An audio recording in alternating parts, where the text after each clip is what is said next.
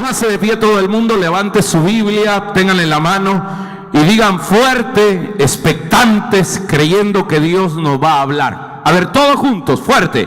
Esta es mi Biblia. Todo lo que dice que soy. Tengo todo lo que dice que tengo. Puedo hacer todo lo que dice que puedo hacer. Confieso que mi mente está alerta, mi corazón está receptivo. Nunca jamás seré igual. Nunca, nunca, nunca. Amén. Vayan conmigo, por favor, a la carta de los Colosenses en el capítulo número 2. Leemos la palabra de Dios en el nombre del Padre, del Hijo y del Espíritu Santo. Amén. Mirad que nadie os engañe por medio de filosofías huecas y sutilezas, según las tradiciones de los hombres, conforme a los rudimentos del mundo, y no según Cristo. Porque en Él habita corporalmente toda la plenitud de la deidad, y nosotros estamos completos en Él. Aleluya. Diga conmigo: yo estoy completo en el Señor. Y vosotros estáis completos en Él, que es la cabeza de todo principado y potestad. Esta es palabra de Dios. Ponga la mano en su Biblia y oren conmigo un momento. Padre nuestro que estás en los cielos, venimos en este momento a suplicarte que nos hables, que mandes tu Espíritu Santo, para que tu palabra pueda desafiarnos, consolarnos, especialmente, Señor, en esta hora en nuestra comunidad, que consuele la familia de mi hermana Alicia Salinas y de mi hermana Cristina de Belloso. En tus santas y venerables manos de amor, Señor, depositamos estos matrimonios que hoy han vuelto a comenzar. Padre, bendice a cada servidor. Y mientras ellos se han ocupado de tus cosas, te suplico que te ocupes de las cosas de ellos, Señor. Gracias por el privilegio de estar frente a tu palabra. Recibimos tu palabra en el nombre de Jesús. Amén y amén. Tengan la amabilidad de sentarse, hermanos. Esta tarde, queridos hermanos, voy a continuar con una serie y voy a ser muy breve, realmente, para que podamos cumplir con el tiempo. Estoy predicando una serie que comencé hoy en la mañana, que le hemos llamado La supremacía y suficiencia de Cristo. Vamos a hablar de cómo Cristo está por encima de las tradiciones, como dice ahí, de las filosofías y de las tradiciones de los hombres. Y vamos a hablar cómo Él es suficiente para la vida de un cristiano. Una iglesia que se precie de ser cristiana debe de tener claridad absoluta en cuanto a lo que hoy quiero enseñarles, porque realmente no hay nada más que Cristo, hermanos. Por eso dice el versículo 10: y nosotros estamos completos en Cristo. Grite conmigo: yo estoy completo en Cristo. Amén, yo también. Entonces, hermanos, permítanme que les hable un poco del contexto para no tener pretexto de decirles cualquier cosa. La carta a los Colosenses tiene un origen muy especial. Esta iglesia, la iglesia de Colosa, la fundó no el apóstol Pablo, sino un discípulo del apóstol Pablo. El pastor de esta iglesia se llamaba Epafras. De hecho, Pablo lo menciona aquí en esta carta. En el capítulo número 4 de los Colosenses, versículo número 12, dice: os saluda Epafras, el cual es uno de vosotros, siervo de Cristo. Resulta que Epafras se congregaba en la iglesia de Éfeso. Entonces de ahí fue enviado a predicar a Colosa y fundó la iglesia de Colosa. Entonces él instauró esa iglesia, comenzó a predicarle, comenzó como un campo misionero. Posteriormente la iglesia se convierte en una iglesia que estaba creciendo, pero que al mismo tiempo que estaba creciendo, esta iglesia tenía algunos problemas. Se había metido algunos pensamientos que van en contra del evangelio de Jesucristo, algunas filosofías que se convirtieron en herejías. Entonces Epafras, el pastor de la iglesia, recorre más de 2000 kilómetros para ir hasta Roma. Colosa queda en lo que es actualmente Turquía. Entonces Epafras se va hasta Roma, donde está el apóstol San Pablo, detenido por primera vez, está preso por predicar el evangelio. Entonces llega y le dice: mire pastor o mire apóstol, en la iglesia que yo predico se han levantado una serie de herejías y pensamientos en los cuales yo estoy preocupado. Entonces Pablo, inspirado por el Espíritu Santo, decide escribir esta carta con el objeto de contrarrestar las herejías que se habían levantado precisamente en Colosa, y con el objeto de reafirmar a los hermanos en la fe. ¿Cuáles son las herejías que más se levantaban? Las herejías presentaban las siguientes características.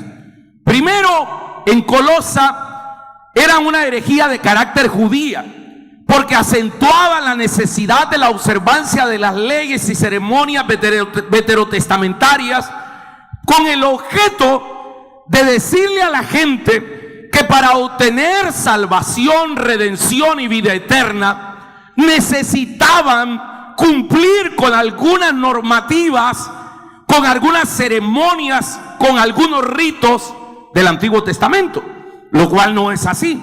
Por ejemplo, hermanos, se decía que para poder ser salvo, los cristianos tenían que también pasar por la circuncisión, cosa que no era correcto, porque hermanos, dice la Biblia, en Cristo estáis completos.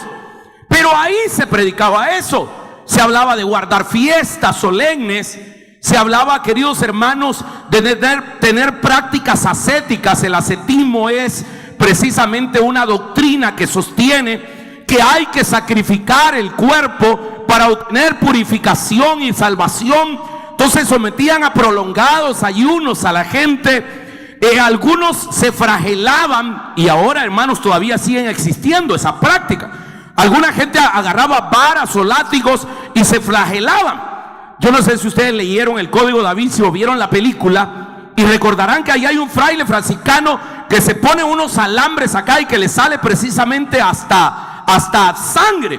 El punto es que esa doctrina es como el sacrificio hasta el grado de sangrarse. Muchos sacerdotes antes del Concilio Vaticano II, hermanos, practicaban esas cosas, que para poder limpiar su alma y su cuerpo agarraban un látigo y se pegaban. De hecho, esto no es nuevo. Algunos biógrafos de Monseñor Romero, por ejemplo, hablan que él, formado a la antigua, él todavía con el Concilio de Trento de la Iglesia Católica se flagelaba. Entonces en Colosa había también todo ese tipo de situaciones que obviamente son herejéticas. Mis amados hermanos, nosotros ni nos purificamos ni nos hacemos más santos con caminar de rodillas, flagelarnos con una vara o darnos con un látigo o someternos a prolongados ayunos. No podemos decir que eso es salvación, porque dice el capítulo 1, véanlo rápidamente, versículo número 13, dice la Biblia: el cual nos ha librado, refiriéndose a Jesús, el cual nos ha librado de la potestad de las tinieblas y trasladado al reino de su muy amado Hijo. Es decir, Cristo nos libró, nos trasladó hacia Él. La Escritura dice: con lazos de amor nos ha recogido y nos ha llevado a Él. Y luego dice el versículo 14: en quien tenemos redención por su sangre y el perdón de pecados. No hay ningún acto, no hay ningún sacrificio, no hay ninguna práctica ascética, no hay ninguna práctica del Antiguo Testamento que nos dé salvación. Lo único que nos da salvación es la sangre de Cristo derramada en la cruz del Calvario y que nosotros creamos en Él. ¡Aleluya! ¿Están oyendo, santos? Pero en esa iglesia habían esas prácticas. Luego otras herejías tenían la característica también que eran de carácter filosófica, porque ponían énfasis en adquirir conocimiento especial y profundo. Es decir, era un movimiento gnóstico que confiaban en la sabiduría de las tradiciones humanas. Entonces Pablo, cuando Epafras, el pastor, preocupado por esa iglesia, le cuenta esta situación, se ve en la necesidad de poder escribir. También ahora la cienciología, el grupo gnóstico, mantienen que, hermanos, en la medida que hay conocimiento, las personas van a tener más espiritualidad, lo cual no es así. O sea, no se trata de conocimiento y no estoy al contrario de tener conocimiento, no. Pero el único conocimiento que nos puede salvar es conocer a Jesús y declararlo Señor de nuestra vida. ¿Están conmigo, santos? Otra característica es que en Colosa tenían una práctica que adoraban los ángeles y creían que los ángeles eran mediadores entre Dios y los hombres. Además eran exclusivistas, creían que había gente que tenía un privilegio especial de perfección, que eran unos pocos elegidos que pertenecían a una élite filosófica. Y luego otra característica era también que era eminentemente en contra de Cristo, porque al poner otras cosas, ya sea prácticas judaicas, filosóficas, para poder obtener salvación, estaban negando la eficacia de la salvación que Cristo ha venido a otorgar. Hermanos, entonces con esas características, el apóstol Pablo, consciente de esto, decide mandarle esta carta a los colosenses, que tiene por objeto reafirmarlos en la fe y por el objeto de decirles que no hay nada que necesitemos nosotros para poder obtener la salvación. Las herejías también en la actualidad son modernas. Por ejemplo, hay grupos que enseñan, queridos hermanos, de que, que hay personas que son corredentoras. Yo no quiero sonar pésimo ni que estoy criticando a nadie, pero ¿cuántas veces hemos escuchado nosotros que la Virgen María, la mamá de Jesús, es corredentora y que intercede ante el Hijo? Hasta hay eslogan que dice: a Jesús por María. Perdónenme, pero la Biblia no dice eso. No hay otro corredentor, no hay otro salvador, sea santo, sea la Virgen, sea apóstol, sea lo quien sea. El único corredentor, el único salvador, el único mediador entre Dios y los hombres es Jesucristo, hombre, el que dijo: yo soy el camino, la verdad y la vida. Aleluya. En esta comunidad también había otro problema, y es que en cuanto a Cristo, ellos trataban de despegar la doble naturaleza de Cristo, y en Colosa se creía solamente en la divinidad de Cristo y no en la humanidad de Cristo. O sea, negaban la encarnación. Decían que Cristo había sido una emanación de Dios que existía. Y similar sucede en nuestro medio. Los testigos de Jehová en la actualidad es al contrario. Ellos niegan la divinidad de Cristo y piensan que Jesús solamente fue un hombre especial como uno de los profetas. Hermanos, frente a todas estas herejías, entonces el apóstol les escribe para hablar de la supremacía de Cristo. ¿Y por qué es necesario que nosotros conozcamos esto? Porque, hermanos, es necesario que usted esté bien afirmado en su fe, por lo que dice la palabra. O sea, que usted no ande creyendo otras cosas. La Biblia es nuestra norma de fe y de conducta. La palabra de Dios basta. La palabra de Dios está por encima de las tradiciones religiosas y eclesiásticas. La palabra de Dios tiene autoridad superior a todas las autoridades civiles y eclesiales de la tierra. La palabra de Dios es viva y eficaz. Aquí está el mapa para nuestra vida. Aquí estamos completos. Entonces, hermanos, ¿cómo entendían a Cristo? En la mañana hablamos de algunas cualidades que hablaban de la supremacía de Cristo. Hoy solo voy a hablar de una. En el versículo número 15 dice que Cristo es la imagen del Dios invisible. Dice, Él es, refiriéndose a Cristo, la imagen del Dios invisible. En el diálogo que tuvo Jesús con Felipe, cuando le dice en Juan capítulo 14, versículo 6, Jesús le dijo, yo soy el camino. Noten ustedes algo, Jesús no dijo yo soy un camino, sino dijo yo soy el camino. No hay otro camino para Dios. O sea, alguna gente dice, no, si todas las religiones son buenas, todos los caminos llevan a Roma. No, no, no, Señor. Con respecto a la salvación y a la redención, a la justificación y a la liberación, solamente hay un camino. Y ese camino es Jesús. ¿Están conmigo, santos? Entonces Jesús dice, yo soy el camino y la verdad. No es una verdad, Él es la verdad absoluta. Yo soy el camino, la verdad y la vida. Nadie viene a mí, nadie viene al Padre si no es por mí. ¿Por qué? Porque Él es la imagen de Dios, la copia exacta de Dios. Y dice después el pasaje, si me conocieres también a mí, a mi Padre conocieres, y desde ahora le conocéis y le habéis visto. Dice el versículo número 8, Felipe le dijo, Señor, muéstranos al Padre. Jesús le contestó, Felipe, ¿cuánto tiempo he estado con vosotros y no me habéis conocido? El que me ha visto a mí, dijo Jesús, ha visto al Padre, porque Él es la imagen del Dios invisible. ¿Están conmigo? Pues, entonces, ¿cómo puedes decir muéstranos al Padre? Si hemos visto a Jesús, hemos visto al Padre. Dice después el versículo 11, creed que yo soy en el Padre y el Padre en mí. De otra manera, creedme por las obras que yo mismo hago. Entonces, lo primero que debemos tener claro nosotros es que Cristo es la imagen del Dios invisible. No hay otro redentor, no hay otro mediador, no hay otro libertador, solamente Cristo. Por eso Dios decidió enviar a su Hijo al mundo para salvarnos. ¿Están conmigo, santos? Segundo, siempre en el 15, Él es la imagen del Dios invisible, el primogénito de toda la creación. Cuando habla de primogénito, no es el primero que fue creado, sino es el que tiene el poder absoluto.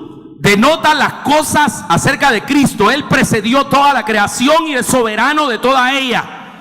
Él es decir, hermanos, Cristo existe y la creación y todo lo que existe, existe porque Cristo lo creó. En el principio era el verbo y el verbo era con Dios. ¿Están conmigo, santos? Entonces, Él es el primogénito de la creación. Tercero, versículo 16. Porque en Él fueron creadas todas las cosas. Y empieza a decir las cosas. ¿Cuáles? Las que hay en los cielos, las que hay en la tierra, las visibles, las invisibles, sean tronos, sean dominios, sean principados, sean potestades. Todo fue creado por medio de Él y para Él. Entonces, hermanos, debemos de tener claridad que Él es el creador del universo. Él es el creador del universo. En el prólogo del Evangelio de Juan, en el capítulo 1, versículo 1 dice, en el principio era el verbo y el verbo era Dios, con Dios, y el verbo era Dios. El verbo es Jesús. Este era el principio con Dios. Y noten el 3, todas las cosas por Él fueron hechas, y sin Él nada de lo que ha sido hecho fue hecho. Él es el creador de todo. ¿Están conmigo, hermanos? Entonces noten 3 verdades que llevamos ya. Una, Cristo es la imagen del Dios invisible.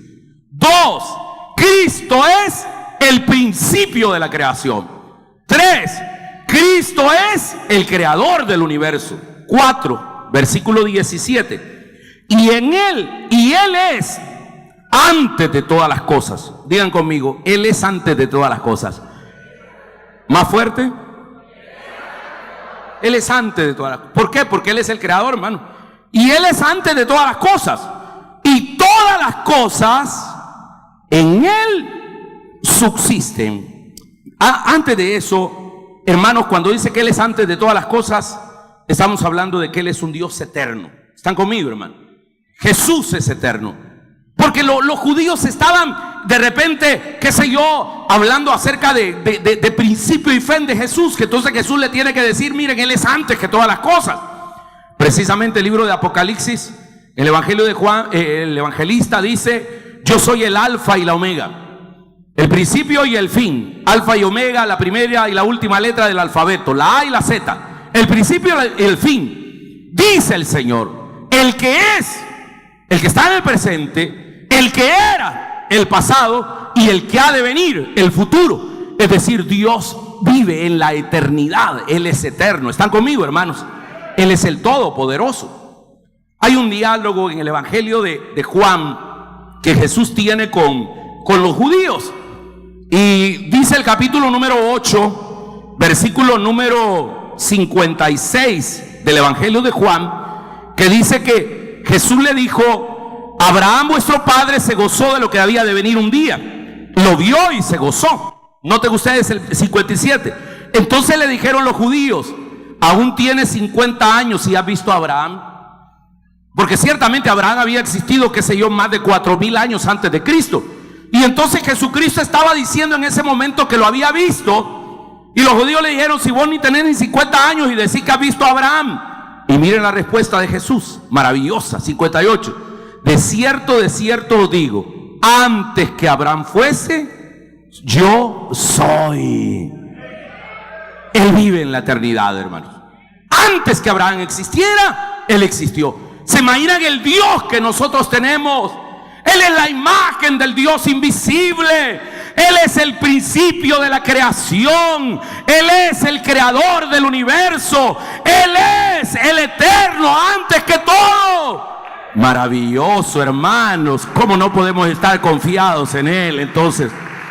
Y quiero ver el último, siempre en el versículo número 17, al final. Noten ustedes, capítulo 1, versículo 17 de Colosenses. Dice: y Él es antes de todas las cosas, y todas las cosas que dice después ahí, hermanos, en Él subsisten. Cristo no solamente es aquel por quien todas las cosas llegaron a ser, sino también es por quien continúan existiendo las cosas. Escuche esto, hermano. Cristo es el sustentador.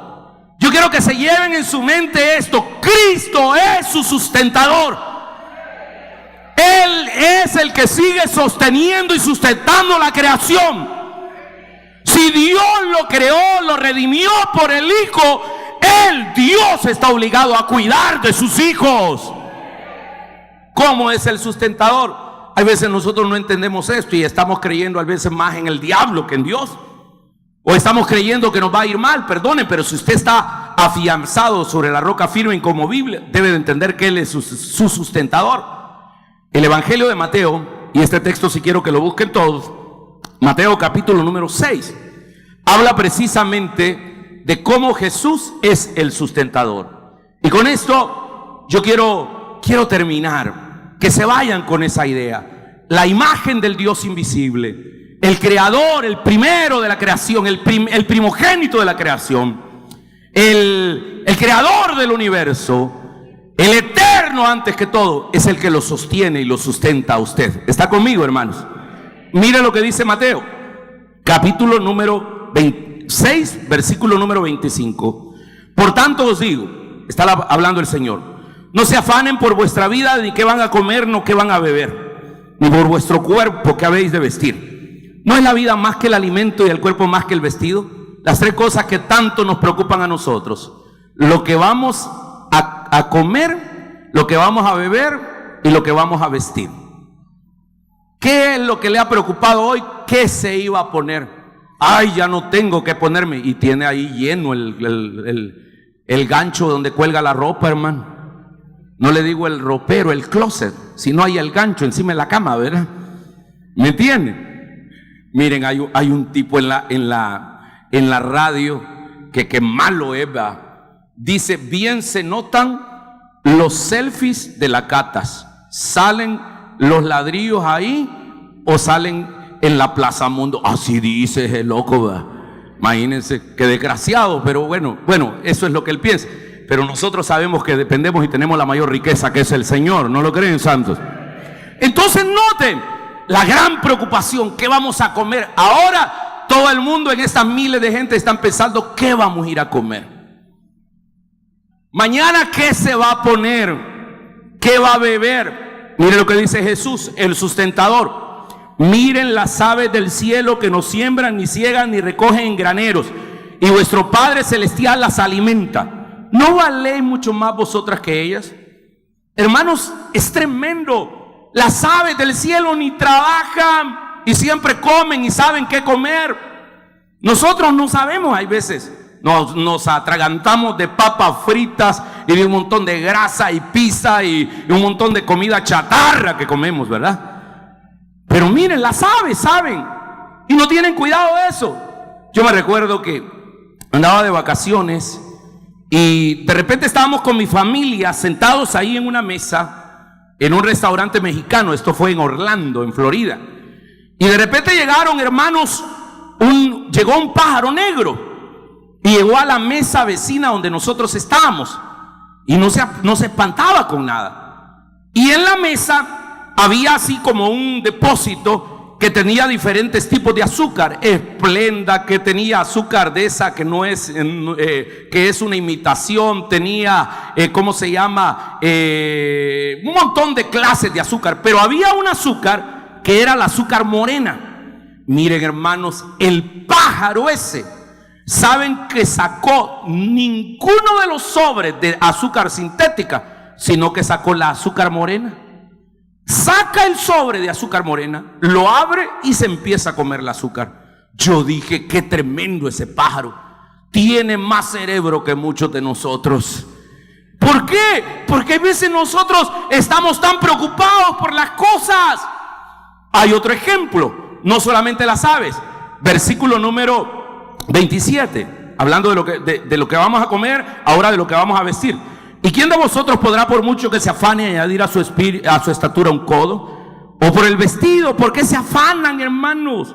Consideren los lirios del campo, cómo crecen, no trabajan ni hilan. Jesús le está diciendo, miren la rosa, miren las flores, no trabajan, no crecen, no hacen nada, y miren cómo se visten de lindo. 29, pero yo digo que ni aun Salomón con toda su gloria se vistió así como uno de ellos. Y si la hierba del campo que hoy es y mañana se echa en el horno, Dios la viste así, ¿no hará mucho más a vosotros, hombres de poca fe? Él es su sustentador, hermano. Él es la imagen del Dios invisible. Él es eterno, es el primogénito de la creación. Pero no solo eso, es el que lo sustenta. Que lo sustenta. Metas esto en la cabeza. Los colosenses andaban buscando hacer muchas obras para poder justificarse. Usted no necesita hacer ningún sacrificio, ni obra, ni nada, porque ya fue justificado por Cristo en la cruz del Calvario. Y si Él lo ha salvado, Él lo va a sustentar. Aleluya, aleluya. Y termina el pasaje en el versículo número 31. No se afanen pues diciendo, ¿qué vamos a comer? ¿O qué beberemos? ¿O qué vestiremos? Porque los gentiles buscan todas estas cosas, pero vuestro Padre Celestial sabe que tenéis necesidad de todas ellas. Si usted tiene a Cristo en su corazón, quiero que sepa que Él le va a sustentar. Por eso la Biblia dice, mi Dios pues suplirá todo lo que os falte de acuerdo a sus riquezas en gloria. La posición de un hijo de Dios que ha sido liberado, redimido y trasladado del reino de las tinieblas al reino de su amado Hijo, sabe, escuchan esto, saben que su Dios se preocupará de ustedes. ¿Qué debemos hacer entonces? Versículo número 33 y 34. Buscad primeramente, diga conmigo, primeramente. Solo busquemos primeramente el reino de Dios y su justicia, y todas esas cositas os serán añadidas. Así que, hermanos, no se afanen por el día de mañana. Ay, junio y la otra cuota. Uy, y el agua y el correo y la tarjeta de crédito. No se afanen, hermano. No se afanen por el día de mañana, porque el día de mañana traerá su afán. Basta a cada día su propio mal. No se afanen, porque nosotros tenemos un sustentador que es el creador de todo lo que existe. Amén y amén. Pónganse de pie, por favor.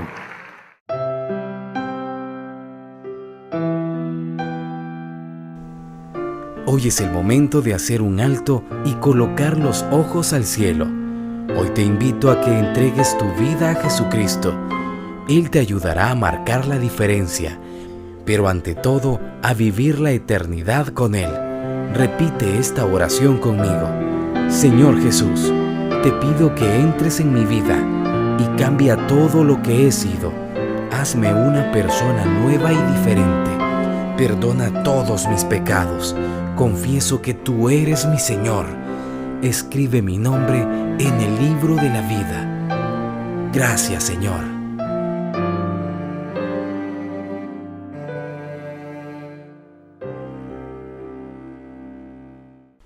Gracias por compartir un tiempo de edificación con el pastor Carlos Rivas en su programa El Poder de la Palabra, dedicado a transmitir principios bíblicos y devolver los valores morales de Dios a nuestra sociedad.